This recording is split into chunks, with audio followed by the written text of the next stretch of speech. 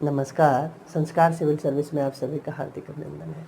आज हम लोग भारत और बांग्लादेश संबंध का द्वितीय चरण प्रारंभ करेंगे। अगर आप प्रथम चरण नहीं देखे हैं तो उसको देख लीजिए, ताकि वहाँ से कनेक्शन आपको बेहतर तरीके से हो पाएगा। द्वितीय चरण में हम ये कोशिश करेंगे कि भारत और बांग्लादेश के बीच जो पारगमन का मुद्दा है, जो बहुत हॉट टॉपिक है, उसको यहाँ पे बेहतर तरीके से विश्लेषणात्मक तरीके से रिप्रेजेंट करें। दूसरा हम मुद्दा देखेंगे अवैध प्रवासियों का मुद्दा है। वो भी आजकल एनआरसी और सीएए के वजह से भारत के सत्ता के गलियारों में एक बहुत राजनीतिक गर्म हो गया है। इसको भी देखेंगे। उसके बाद देखेंगे कि तीस्ता नदी जल विवाद, संक्षेप में देख लेंगे। उसके बाद देखेंगे कि भारत और बांग्लादेश के बीच राजनीतिक संबंध कैसे हैं, आर्थिक संबंध कैसे हैं, सामरिक संबंध कैसे हैं, तीनों संबंध को देखेंगे। लास्ट में हम ये कोशिश करेंगे कि बांग्लादेश में चीन का जो प्रभुत्व कैसे बढ़ रहा है, उसके भी हम चर्चा इसमें करेंगे। सबसे पहले हम देख लेते हैं पारगमन का मुद्दा। भारत चाहता है कि बांग्लादेश के माध्यम से नॉर्थ ईस्ट के राज्यों में हमें पारगमन मुहैया कराया जाए। आप सोच रहे होंगे ऐसा क्यों चाहता है? क्योंकि जब आप मैप देखेंगे, भारत और बांग्लादेश का मैप देखेंगे, तो आपको उससे जो आशंका है उससे मुक्ति आपको मिल सकता है। जैसे ये भारत का मैप है और भारत ये नॉर्थ ईस्ट है। भारत जो नॉर्थ ईस्ट से जुड़ा हुआ है, ये सिलीगुड़ी कॉरिडोर से जुड़ा हुआ है। ये सिलीगुड़ी कॉरिडोर है। इसकी चौड़ाई देखेंगे तो मात्र 40 किलोमीटर है। और जो भारत अगर पारगमन मिल जाता है तो भारत इसके माध्यम से अगरतला को जोड़ा जा सकता है, कलकत्ता को, अगरतला को इसके माध्यम से जोड़ा जा सकता है, जो ऐसे करके जोड़ा जा रहा है। तो आप कह सकते हैं कि जो दोनों के बीच का डिस्टेंस है, ये डिस्टेंस 1000 किलोमीटर तक कम हो सकता है। अगर डिस्टेंस कम हो जाएगा, कोई भी सामान अगर उत्तर पूर्वी राज्यों में पहुँचाया जाता है तो उसका कॉस्ट कम हो जाएगा, वहाँ पे कम कीमत पे मिलेगा और वहाँ का विकास बेहतर होगा, प्रथम। दूसरा आप देखेंगे कि नॉर्थ ईस्ट के राज्यों में बहुत सारे उग्रवादी और आतंकवादी गतिविधि होते हैं, जो नॉर्थ ईस्ट राज्य को अस्थिर करने का प्रयास किया जाता है। भारत कोई अगर ऑपरेशन चलाता है तो ऐसे उसको जाना पड़ता है, हजारों किलोमीटर को चीरते हुए आगे बढ़ता है भारत। लेकिन अगर बेहतर तरीके से पारगमन मिल जाता है तो आसानी से यहाँ पे पहुँच बनाएगा और नॉर्थ ईस्ट के राज्यों को एक विकास के मुख्य धारा में जोड़ने में महत्वपूर्ण भूमिका निभा सकता है। चौथा देखेंगे कि जिस रूप में सिलीगुड़ी पे अंतर्निर्भरता है, उस अंतर्निर्भरता को कम किया जा सकता है। और एक और सबसे महत्वपूर्ण ये है कि आपने 2 साल पहले डोकलाम विवाद सुना होगा। तो डोकलाम प्लेटू यहाँ पे है, ट्राई जंक्शन पे है, भारत, भूटान और चीन के ट्राई जंक्शन पे है। तो डोकलाम पे चाहता है कि वहाँ पे उपस्थिति दर्ज करना चाहता है चीन। अगर यहाँ पे मजबूत उपस्थिति चीन का हो गया, जो सिलीगुड़ी कॉरिडोर से मात्र 50 किलोमीटर का डिस्टेंस है, अगर ये ऐसा हो जाता है तो सामरिक रूप से भारत को बहुत बड़ा नुकसान हो सकता है। अगर कभी फ्यूचर में अगर युद्ध होता है तो चीन सिलीगुड़ी को काट करके नॉर्थ ईस्ट राज्यों को भारत के शेष राज्यों से सदा के लिए अलग कर सकता है, जो भारत के सामरिक सुरक्षा में महत्वपूर्ण एक चुनौती बन सकता है। तो इस रूप में आप देखेंगे कि पारगमन भारत के लिहाज से कितना महत्वपूर्ण है। तो ये 4-5 पॉइंट आप दे सकते हैं। लेकिन आप सोच रहे होंगे कि भारत इसके लिए काम क्यों नहीं कर रहा है? भारत काम कर रहा है और बांग्लादेश भी बोल रहा है कि हम इसको पारगमन मुहैया कराएंगे, क्योंकि 2008 के बाद भारत और बांग्लादेश के बीच का जो संबंध है बहुत ही सौहार्दपूर्ण, बहुत ही अच्छा, बहुत ही बेहतर, बहुत ही मधुर संबंध है। तो उसमें बांग्लादेश की जो प्रधानमंत्री शेख हसीना है, उन्होंने बोला कि हम करेंगे, लेकिन 2-3 शर्त है। क्या शर्त है? बांग्लादेश का मानना है कि वह पारगमन तभी देगा जब तीस्ता नदी जल बंटवारे की समस्या का समाधान कर लिया जाएगा। तो वो चाहते हैं कि तीस्ता नदी का जो समाधान है वो जल्दी हो, तो हम पारगमन दे देंगे। हालांकि तीस्ता नदी के बारे में हम आगे डिस्कस करेंगे। तो तीस्ता नदी की समस्या का समाधान ये चाहते हैं। दूसरा ये चाहते हैं कि भारत को पारगमन मिल जाएगा अगर वो भूटान और नेपाल के लिए पारगमन का आश्वासन को अगर मुहैया करा दे। अर्थात बांग्लादेश कह रहा है कि हमें नेपाल और भूटान पहुंचने के लिए भारत पारगमन दे दे, ताकि वहां पे हम इकोनॉमिक एक्टिविटी बेहतर तरीके से कर सके, उस मार्केट तक भी हमारा पहुंच हो सके और हम अपने इकोनॉमिक एक्टिविटी को और ज़्यादा एक्सपेंड कर पाएँ। अगर भारत ऐसा करता है तो हम दे देंगे। तीसरा, अपना बांग्लादेश का ऐसा मानना है कि हमारा मतलब इंफ्रास्ट्रक्चर उतना मजबूत नहीं है जो ये अलाउ करे कि भारत को पारगमन मुहैया कराया जाए। ये तो नॉर्मल बहाना था। इस रूप में बांग्लादेश का एक अपना कंसर्न है कि और बांग्लादेश इसलिए भी नहीं देना चाहता है कि वो चाहता है कि हमारा जो बहुत से सारे सामान जो बहुत से सारे गुड्स हैं, ये नॉर्थ ईस्ट में इसका मार्केट, बहुत बड़ा मार्केट नॉर्थ ईस्ट में है। तो चाहता है कि अगर भारत को अगर पारगमन मिल जाता है तो उसका मार्केट पे नेगेटिव इम्पैक्ट पड़ेगा, उसका बाजार प्रभावित हो सकता है। इस वजह से भी वो भारत को पारगमन देने में वो संकोच कर रहा है। तो ये बांग्लादेश का कंसर्न है। तो अगर भारत को मिल जाता है तो क्या फ़ायदे होंगे वो तो देख लिए, लेकिन फिर भी हम शॉर्ट में देख लें कि नॉर्थ ईस्ट राज्यों में सीधे प्रवेश को आसानी से प्रवेश कर सकता है। सिलीगुड़ी गलियारे पर अतिरिक्त बोझ कम हो जाएगा। नॉर्थ ईस्ट के राज्यों को प्रभावी विकास में मदद मिलेगा। भारत को सामरिक रूप से मजबूती मिलेगा। भारत एक्ट ईस्ट पॉलिसी को बेहतर तरीके से क्रियान्वयन करने में सक्षम हो पाएगा। 4-5 पॉइंट है, आप एक डायग्राम बना के लिख सकते हैं, क्योंकि पारगमन एक हॉट टॉपिक है जो एग्जाम में दे सकता है 300-400 वर्ड में। तो ये है। अब आप सोच रहे होंगे कि अब इसको अगर क्वेश्चन में आ जाए तो इसको कैसे कॉन्सेप्चुअल रूप दें, कैसे कॉन्सेप्चुअल रूप से इसको लिखें विश्लेषणात्मक दृष्टिकोण से। तो ये तो आपका हो गया जो आपका बॉडी में आएगा, लेकिन इंट्रोडक्शन में अगर आपको देना हो, पारगमन का मुद्दा अगर दे दे तो क्या देंगे। पारगमन का मुद्दा दे दें तो आप ऐसा लिख सकते हैं कि उदारीकरण और भूमंडलीकरण के वर्तमान विश्व में, उदारीकरण और भूमंडलीकरण के वर्तमान विश्व में पड़ोसी का कोई विकल्प नहीं होता। इस विश्व में भी पड़ोसी का विकल्प नहीं है। भले उदारीकरण, भूमंडलीकरण ने वर्ल्ड को ग्लोबल विलेज बना दिया है, फिर भी पड़ोसी का महत्वपूर्ण स्थान है, क्योंकि भारत को पूर्वोत्तर क्षेत्र में प्रवेश और एक्ट ईस्ट की नीति को प्रभावी तरीके से आगे बढ़ाने के लिए बांग्लादेश का स्थान यहाँ पे महत्वपूर्ण है। पूर्वोत्तर में प्रवेश और एक्ट ईस्ट पॉलिसी को आगे बढ़ाने के लिए बांग्लादेश का स्थान बहुत ही महत्वपूर्ण है। वर्तमान में बांग्लादेश, ये तो यहाँ से दे सकते हैं। उसके बाद आगे बढ़ा दीजिए कि वर्तमान में बांग्लादेश ने पूर्वोत्तर राज्यों में प्रवेश के लिए भारत को रेल, बस और पत्तन की सुविधा उपलब्ध कराने का वादा किया है। उसमें देख लेंगे, 1-2 एग्जाम्पल दे सकते हैं कि अखौरा से अगरतला रेल लिंक को जोड़े जाने की एक परियोजना अभी स्टार्ट हुआ है। कुलौड़ा से शाह बाजार रेल लिंक को भी जोड़ा जाने के लिए एक परियोजना प्रारंभ किया गया है। और बस के साथ भी बस कनेक्टिविटी को बढ़ाने के लिए भी, उसके बाद पत्तन कनेक्टिविटी को बढ़ाने के लिए भी, एयर स्पेस को भी आगे बढ़ाने के लिए सरकार चाह रहा है, ताकि वहाँ पे पारगमन से जो संबंधित समस्या है उसको सुधार किया जा सके। तो ये भारत के पारगमन संबंधित है। ये इंट्रोडक्शन देके आप बॉडी डाल के कंक्लूजन दे सकते हैं, जो आपका लगभग 300-350 वर्ड में आ जाएगा, जो एक आंसर के लिए बहुत ही परफेक्ट और सुटेबल वो है। तो अगर हम अवैध घुसपैठियों की समस्या देखें तो जिस रूप में भारत, आप देखेंगे कि आपने फर्स्ट लेक्चर में देखा होगा कि 1971 के उपरांत बांग्लादेश का जो 75 के उपरांत बांग्लादेश का जो स्थिति था, आर्थिक स्थिति बहुत ही उनके अर्थव्यवस्था रोगग्रस्त हो गई थी और सैनिक शासन की वजह से और चरमरा गई थी। सैनिक शासन और इस्लामिक कट्टरपंथी के आगे बढ़ने से बांग्लादेश की अर्थव्यवस्था और व्यापक रूप से चरमरा गई थी।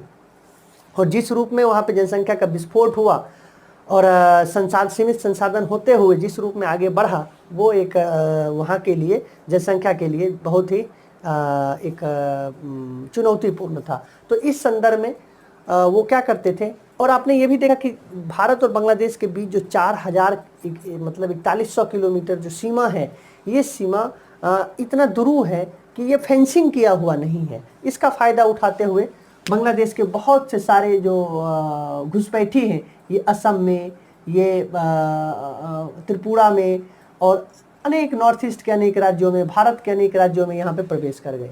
एक अनुमान के अनुसार कहा जाता है कि भारत में बांग्लादेशी जो अवैध घुसपैठी हैं लगभग 2 से 3 करोड़ हैं। ये पैसे के मदद से या फिर स्थानीय नेताओं के मदद से ये यहाँ पे अपना अस्थायी नागरिकता भी ले लिए हैं, और कुछ नेता तो यहाँ पे उनका समर्थन भी करते हैं और कुछ विरोध भी करते हैं। तो ये तो अलग मुद्दा है। तो ये जो शरणार्थी, ये जो घुसपैठी का मुद्दा है, बहुत ही व्यापक मुद्दा और विशाल मुद्दा हो चुका है। इसमें देखेंगे कि बांग्लादेश आने वाले अवैध घुसपैठी भारत की सुरक्षा के लिए चुनौती है, सुरक्षा के दृष्टिकोण से चुनौती है, मेन चीज ये है। उसके बाद देखिए, विशेष करके उत्तर पूर्वी राज्यों में जनसंख्या परिवर्तन ला रहे हैं।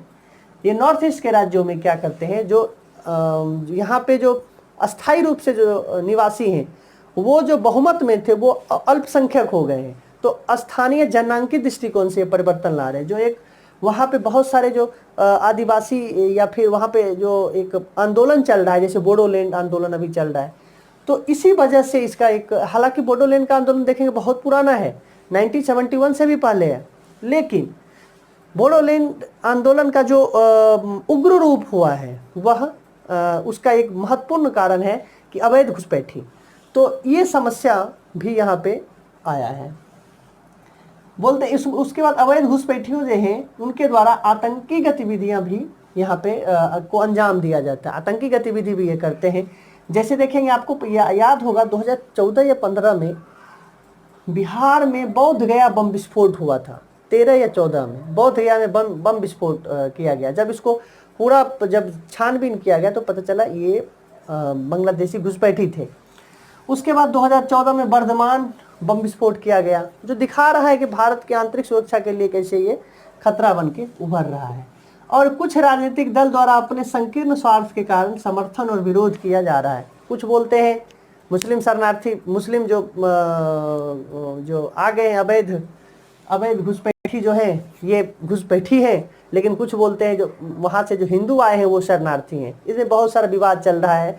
और कुछ ऐसे नेता हैं जो वोट बैंक के लिए इन दोनों को समर्थन देते हैं और इस घुसपैठी को और ज़्यादा आगे बढ़ाने का काम करते हैं। तो ये एक घुसपैठी का मुद्दा है जिसको एनआरसी से आप जोड़ के लिख सकते हैं, सीए से जोड़ के लिख सकते हैं। और सीए एनआरसी का जब हम टॉपिक स्टार्ट करेंगे तो बांग्लादेशी घुसपैठी का एक व्यापक तरीके से एक हेल्दी और एक बेहतर जो आंसर राइटिंग का जो होगा, कॉन्सेप्ट होगा, एनआरसी, सीए और बांग्लादेशी घुसपैठी तीनों लेके हम जल्दी हम यहाँ पे प्रस्तुत होंगे। तो यहाँ पे तत्काल इंट्रोडक्शन देके हम आगे बढ़ते हैं। भारत बांग्लादेश के बीच हम आर्थिक संबंध देखें, आर्थिक इकोनॉमिक अगर रिलेशन देखें तो 2013-14 में आप देखेंगे बांग्लादेश और भारत के बीच मात्र 6.6 बिलियन यूएस डॉलर था, 6.6। लेकिन 2018-19 में देखेंगे तो ये बढ़ के लगभग 6.5 बिलियन यूएस डॉलर हो गया है। आप कह सकते हैं कि 10 बिलियन यूएस डॉलर से भी आगे हो गया है, 10 बिलियन यूएस डॉलर से भी। ये है वर्तमान में आर्थिक संबंध। आप देखेंगे कि आर्थिक संबंधों में व्यापार और संतुलन बांग्लादेश की तरफ से मुख्य मुद्दा उठाया जाता है कि हमारा देखिए साहब व्यापार और संतुलन है, हम व्यापारी हम घाटे में रहते हैं। तो भारत इसके लिए विशेष छूट भी दे रहा है, टैरिफ पे छूट दे रहा है। अनेक ऐसे समझौता किए गए हैं ताकि बांग्लादेश को एक्सपोर्ट को बढ़ावा दिया जा सके। उसके बाद बांग्लादेश का जीडीपी ग्रोथ आप देखेंगे 8% है, वहीं भारत का देखेंगे 5% है। इसी वजह से बांग्लादेश को एशिया का टाइगर, नया टाइगर भी कहा जाता है। तो इस दृष्टिकोण से बांग्लादेश भारत के लिए कितना महत्वपूर्ण है, कितना बड़ा भारत के लिए बांग्लादेश महत्वपूर्ण है, क्योंकि ये कितना बड़ा जनसंख्या है और जिस प्रकार से उभरती हुई ये इकोनॉमी है, उभरता हुआ जो मार्केट है, इस मार्केट के लिए भारत के लिए बहुत ही एक अच्छा है, ताकि वो 5 ट्रिलियन इकोनॉमी जल्द से जल्द बनाने में कामयाब हो सके। अब उसमें देखेंगे कि 2010 से अब तक भारत ने 8 बिलियन यूएस डॉलर का लाइन ऑफ क्रेडिट भी दिया है, ये भी आर्थिक सहायता में आ जाएगा। 8 बिलियन यूएस डॉलर का लाइन ऑफ क्रेडिट दिया है। हाल ही में देखेंगे सैन्य सामग्री खरीदने के लिए भारत ने 500 मिलियन, बिलियन नहीं मिलियन, 500 मिलियन यूएस डॉलर का एक लाइन ऑफ क्रेडिट सैन्य सामग्री के लिए दिया है। बांग्लादेश में एक्सपोर्ट को बढ़ावा देने के लिए अनेक प्रकार का भारत मदद भी कर रहा है। व्यापार को बढ़ावा देने के लिए कनेक्टिविटी बढ़ावा दे रहा है। जैसे यहाँ पे आप पारगमन के माध्यम से अगर कनेक्टिविटी अगर मिल जाता है भूटान में और नेपाल में बांग्लादेश का, तो इसका और इकोनॉमिक एक्टिविटी और ज़्यादा बढ़ेगा और भारत और बांग्लादेश के बीच संबंध और ज़्यादा प्रगाढ़ होंगे। तो ये आर्थिक संबंध था। अगर आप सामरिक रक्षा संबंध देखें तो रक्षा संबंध में बांग्लादेश आज़ाद होने से पहले अगर देखें तो भारत ने क्या किया है, मुक्ति बाहिनी सेना को ट्रेंड किया था और मुक्ति बाहिनी सेना के साथ मिलकर बांग्लादेश को आज़ाद करने में महत्वपूर्ण भूमिका निभाया था। तो बांग्लादेश से उसके बाद 1970 25 वर्षों में बांग्लादेश के साथ 25 वर्षों के लिए शांति रक्षा की संधि किया था। उसी समय 1972 में शायद 2010 में देखेंगे, क्योंकि आपने देखा 1975 में जब मुजीबुर रहमान साहब की हत्या हो जाती है, उसके बाद सैनिक शासन हो जाते हैं और वहाँ के जो शासक हैं वो भारत विरोधी विदेश नीति अपनाते हैं और भारत और बांग्लादेश के बीच संबंध बहुत ही कटु होता है। लेकिन 2008 से 10 के बीच में फिर शेख हसीना आती है और भारत और बांग्लादेश के बीच जो संबंध है और ज़्यादा मधुर और प्रगाढ़ दिखता है। तो 2010 में देखेंगे डिफेंस एक्सरसाइज भी हुआ है, जिसको संप्रति 2010 से स्टार्ट हुआ है, संप्रति नामक डिफेंस एक्सरसाइज। ये एक सामरिक संबंध का एक मूल आयाम है। 17 में देखेंगे भी एक समझौता हुआ है भारत बांग्लादेश के बीच में, सैन्य समझौता, जिसमें यह किया गया है कि भारतीय सेना बांग्लादेश के सेना को ट्रेंड करेगी और दूसरा भारत बांग्लादेश में रक्षा सामग्री का उत्पादन के लिए तकनीकी और लॉजिस्टिक सहायता भी करेगा। उसके बाद अब देखेंगे कि 500 मिलियन लाइन ऑफ क्रेडिट जो दिया जा रहा है बांग्लादेश को, ये भी एक सैन्य रक्षा समझौता का महत्वपूर्ण आयाम है। तो इस रूप में देखेंगे कि भारत और बांग्लादेश के बीच रक्षा संबंध भी बहुत ही हेल्दी और प्रगाढ़ है। अब हम देख लेते हैं भारत बांग्लादेश के बीच में आर्थिक देख लिया, रक्षा और सामरिक देख लिया। तीसरा देखेंगे राजनीतिक संबंध। तो राजनीतिक संबंध के बारे में आपको तो पता ही होगा कि लेक्चर फर्स्ट में आपने देखा, वो पूरा राजनीतिक संबंध है, लेकिन फिर भी उसको संक्षेप में देखें तो प्रारंभ से ही भारत और बांग्लादेश के बीच अच्छे संबंध रहे हैं, क्योंकि भारत ने बहुत योगदान दिया है बांग्लादेश के उद्भव में और इस वजह से संबंध अच्छे रहे हैं। 1971 में डिप्लोमेटिक संबंध प्रारंभ किए बांग्लादेश के उद्भव के साथ ही। भारत पहला देश है जो बांग्लादेश को मान्यता दिया था और भारत के प्रयास से ही 1974 में यूएन में उसको सदस्यता मिला है।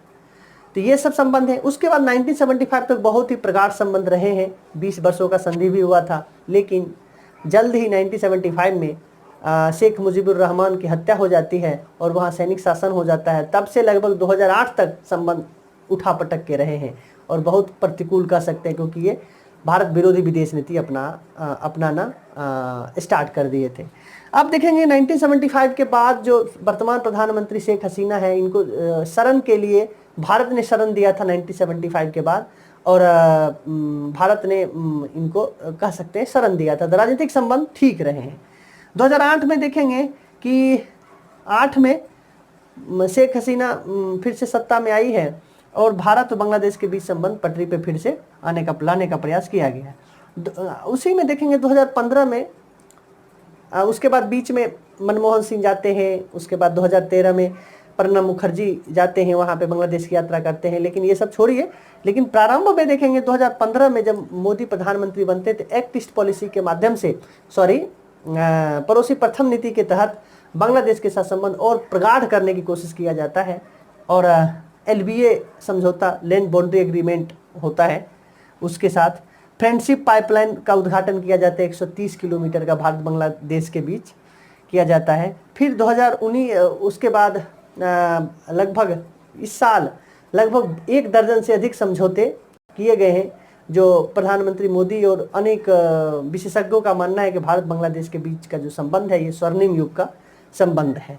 और बांग्लादेश भी भारत के अनेक कदम को सराहना करता है, चाहे 370 हटाना हो, चाहे पाकिस्तान में सर्जिकल स्ट्राइक हो, चाहे सार्क से पाकिस्तान को बाइकआउट करना हो, चाहे अन्य मुद्दे पे भारत का पुरजोर समर्थन करता है। तो इस रूप में देखें, आर्थिक संबंध, सामरिक संबंध और राजनीतिक संबंध तीनों प्रगाढ़ हैं। अब हम देख लेते हैं छोटा सा शॉर्ट में कि तीस्ता नदी जल विवाद क्या है। तीस्ता नदी जल विवाद आप देखेंगे कि तीस्ता नदी का जो जल, हालांकि भारत और बांग्लादेश में लगभग 54 नदी है, लेकिन तीस्ता नदी, इससे पहले गंगा नदी जल विवाद आपने फर्स्ट लेक्चर में देखा होगा। तीस्ता नदी जल विवाद में क्या है कि 1973 में ही 1983 में तीस्ता नदी जल विवाद का समझौता हो चुका था, लेकिन अब फिर सोच रहे हो फिर विवाद क्या है। तो 1983 में जो समझौता हुआ था ये 75% वाटर के लिए समझौता हुआ था, मात्र 75% के लिए समझौता हुआ था। 75% के लिए, और 25% को कहा गया था कि ये नदी में फ्लो को बरकरार रखने के लिए 25% पानी को ऐसे ही छोड़ दिया जाए और समझौता हमें 75% पे किया जाए। इस 75% में 39% भारत के लिए और 36% बांग्लादेश के लिए किया गया। लेकिन यहाँ तक ठीक है, यहाँ तक कोई विवाद नहीं है, लेकिन विवाद कहाँ पे है? 1983 के बाद भारत का जनसंख्या बढ़ा, पश्चिम बंगाल, उसके बाद बांग्लादेश का भी जनसंख्या अनवरत रूप से बढ़ा, दोनों का उपभोग, पानी का उपभोग बढ़ा, जिससे पानी का और ज़्यादा आवश्यकता महसूस हुई। बांग्लादेश का जो प्रधानमंत्री हैं, इनका मानना है कि जो रिमेनिंग 25% जो पानी जिसका कोई समझौता नहीं हुआ है, उसका आधे आधे बंटवारा कर लिया जाए। मतलब जो 25% पानी बचा हुआ है उसका बंटवारा पे मूल विवाद है। मूल विवाद यह है, भारत सरकार तो हालांकि 2011 में ड्राफ्ट तैयार कर ली थी, लेकिन जो दीदी है, अर्थात बंगाल के जो मुख्यमंत्री है दीदी, इनका मानना है कि हम आधे आधे पे हम सहमत नहीं है, क्योंकि तीस्ता नदी बेसिन में हमारा पश्चिम बंगाल की जो जनसंख्या है वो ज़्यादा वहाँ पे निवास करती है, इसीलिए उनको ज़्यादा पानी की ज़रूरत है, इसीलिए हम आधा आधा पे नहीं करेंगे। अर्थात कह सकते हैं एक राजनीतिक विवाद है। तो ये तीस्ता नदी जल विवाद है जो 25% पानी को लेकर है।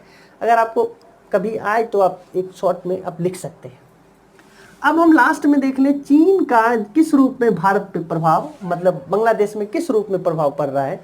चीन चाह रहा है कि भारत का जो शांतिपूर्ण उभार है, महाशक्ति के रूप में जो उभार हुआ है, उसको प्रतिसंतुलित किया जाए और भारत को घेर के हर एक तरीके से उसको प्रतिसंतुलित करने का कोशिश किया जा रहा है। इसी दृष्टिकोण से बांग्लादेश में अपना पहुंच बना रहा है। हालांकि आपको पता होगा कि 1975 के उपरांत जब सैनिक शासन प्रारंभ हुए थे, तभी से बांग्लादेश का संबंध चीन के साथ ज़्यादा प्रगाढ़ हो गए। भारत विरोध के रणनीति के तहत बांग्लादेश के जो सैनिक शासक थे, ये चीन और पाकिस्तान के साथ संबंध को प्रगाढ़ करने का काम किया और वहीं से 1976 से बेहतर संबंध बनाने का यहाँ पे पेशकश किए हैं और कंटिन्यू वहाँ से संबंध थे, सामरिक संबंध भी थे। तो आप उसी में देख लेते हैं कि बांग्लादेश वर्तमान में पाकिस्तान के बाद दूसरा सबसे बड़ा रक्षा सामग्री आयात करने वाला है। अभी भी आप देखेंगे, स्टार्टिंग को में तो आप देख ही लिए, लेकिन वर्तमान में देखेंगे पाकिस्तान के बाद सबसे ज़्यादा रक्षा सामग्री, हथियार, जो सैन्य सामग्री आयात जो करता है, पाकिस्तान के बाद दूसरा सबसे बड़ा बांग्लादेश है। तो देख सकते हैं कि कैसे सामरिक संबंध भी उसके साथ, चीन के साथ भी सामरिक संबंध है। दोनों देशों के बीच 2002 में देखेंगे रक्षा सहयोग समझौता भी हुआ था। तो ये दिखा रहा है कितना मजबूत संबंध, मतलब चीन का मजबूत पैर वहाँ पे जमा हुआ है। चीन बांग्लादेश को परमाणु ऊर्जा विकास में भी सहायता प्रदान कर रहा है, परमाणु ऊर्जा विकास में भी कर रहा है। हाल ही में चीन ने 38 बिलियन यूएस डॉलर का निवेश का समझौता किया है। हम कितना किए थे 2010 से अभी तक? हम 8 billion US dollar line of credit दिए। ये बोला हम टेंशन मत लो, 38 बिलियन यूएस डॉलर दे देंगे। मतलब हमारे पास भी ऐसे दोस्त होते हैं। हमारे पास कोई दोस्त है तो एक पैसे वाला दोस्त होता है, वो पैसा फेंकता है और हमारे दोस्त को ले जाता है। तो वही बात है यहाँ पे, पैसा फेंको तमाशा देखो। तो हमारे पास उतना पैसा है नहीं और आता है 38 बिलियन, 40 बिलियन, 50 बिलियन, ले जाओ, तुम आओ तो सही, हाँ तो बोलो, पैसा भी छा देंगे। तो ये पैसे वाला दोस्त है, ये प्यार करने वाला दोस्त नहीं है। दोस्त के बीच प्रेम होता वो नहीं है, ये पैसे वाला है। जिस रूप में उस पर आक्षेप लगाया जाता है कि श्रीलंका के द्वारा जिस रूप में लोन ट्रैप में फंसा लिया है छोटे छोटे देश को, इस ऋण ट्रैप में वही तो फंसा रहा है, लोन का एक ट्रैप, एक जाल में फंसा रहा है। तो इस पे इसको भी फंसाए, लेकिन पहले तो लोग पैसा देखता है, बाद में देखेगा इसका कंसिक्वेंसेस क्या होगा। तो चीन इस रूप में पैसे के बल पे बांग्लादेश को वहाँ पे मजबूत करना चाहता है, भारत को प्रदेश संतुलित करने के लिए। चीन उसके बाद कुनमिंग परियोजना के तहत चीन म्यांमार के रास्ते चटगांव और कुनमिंग को 900 किलोमीटर राजमार्ग से जोड़ने की परियोजना बना रहा है। चटगांव से लेके कुनमिंग, बांग्लादेश के चटगांव से लेके कुनमिंग, उसको 900 किलोमीटर हाईवे बनाएगा। जिसके अगर ऐसा हो जाता है तो भारत के सामरिक सुरक्षा के लिए बहुत बड़ी चुनौती स्थापित हो जाएगा। बांग्लादेश भी कह रहा है कि देखो भाई कि म्यांमार से होकर चीन के युआन प्रांत तक राजमार्ग बना दो, जिससे हम आर्थिक इकोनॉमिक एक्टिविटी को और आगे बढ़ाएंगे और उसको ज़्यादा बेहतर करेंगे। और आपको पता है कि बांग्लादेश OBOR का भी सदस्य है, वन बेल्ट वन रोड परियोजना का भी सदस्य है। इस रूप में आप देख रहे हैं कि बांग्लादेश चाहता है कि दोनों महाशक्तियों के साथ बेहतर संबंध स्थापित करके दोनों से सहयोग लिया जाए। लेकिन फिर भी भारत का जो सॉफ्ट पावर है, भारत का जो पड़ोसी प्रथम की नीति है, एक तरफा छूट है, भारत का जो छवि है, इस छवि के माध्यम से भारत ये कोशिश कर रहा है कि भारत का जो जिस प्रकार से शांतिपूर्ण उभार है, इससे अपने पड़ोसी प्रथम नीति के तहत पड़ोसी को अपने साथ लाया जाए और चीन के इस बहकावे वाली नीति को, चीन को ये जो डेट ट्रैप है, इस नीति से पड़ोसी को अवगत कराया जाए और पड़ोसी को इससे बाहर रखा जाए और पड़ोसी के साथ संबंध को बेहतर किया जाए। हालांकि हम चीन को किसी भी अपने पड़ोसी को इस रूप में तो नहीं कर सकते उनके साथ आर्थिक संबंध नहीं रखो, लेकिन यह कोशिश जरूर करते हैं कि चीन के वजह से जो हमें सामरिक चुनौती होने वाला है उससे आगाह जरूर करते हैं और उसके साथ बेहतर और मजबूत संबंध की जरूर पेशकश करते हैं। इस रूप में आपने देखा कि भारत और बांग्लादेश के साथ जो भी महत्वपूर्ण मुद्दे थे, हम लोगों ने अंशतः या पूर्णतः कोशिश जरूर किया है। अगर कुछ रह जाएंगे तो हम क्वेश्चन के माध्यम से जरूर फिर से हम आप लोगों के सामने प्रस्तुत होंगे। तब तक के लिए आपने इस चैनल को सब्सक्राइब अगर नहीं किया है तो सब्सक्राइब कर दीजिए और दूसरे से भी कराइए, ऐसे नहीं चलेगा, कराइए थोड़ा सा, हाँ। और हम फिर अभी नेक्स्ट लेक्चर के साथ आएंगे भारत भूटान संबंध। चलिए तब तक के लिए विदा लेते हैं। जय हिंद।